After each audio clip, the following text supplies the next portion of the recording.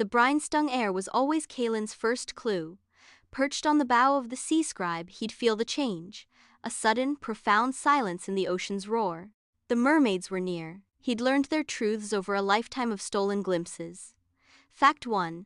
Their tears don't become pearls, they become sea glass. When Lyra, the elder, mourned a lost ship sunk by a storm not of her making, smooth cobalt gems, the color of deep twilight, fell from her eyes and clattered onto the tidal rocks. Fact 2.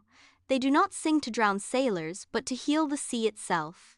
Their voices, a complex harmony of whale song and wind harp, could calm a raging squall or coax a bleached coral reef back into vibrant, pulsing life. It was a siren song for the ocean's soul. Fact 3. Their hair is not silken but a living, shifting bioluminescence.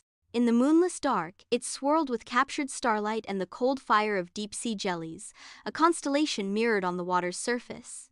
Fact 4. They are not immortal. They are born from the meeting of a certain rare moonlight on a cresting wave, and they return to sea foam when the ocean no longer remembers their true name. Their lives are long, but tethered to the memory of the deep. Fact 5. They cannot be captured.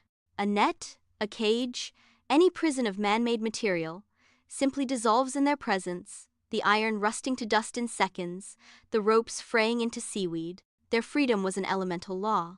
Fact 6. They keep no treasure hoards, they are archivists. A young mermaid, Alara, once showed Kalen a grotto lined not with gold, but with perfectly preserved ship's logs, sealed in bubbles of air, and the smooth, inscribed bones of extinct leviathans, the entire history of the sea, written in water and memory. Fact 7. They are fiercely territorial, not of water, but of balance. They guided lost, worthy vessels through hidden reefs and drove away those that dredged the seafloor barren. Their wrath was not petty, but planetary. Fact 8.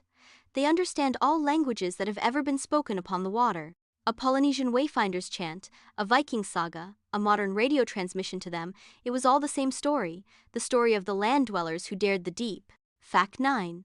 They are deeply, tragically curious about the world above. Alara would spend hours asking Kailan about the feel of dry soil, the taste of an apple, the concept of a mountain. Their world was vast, but it had no fire. Fact 10.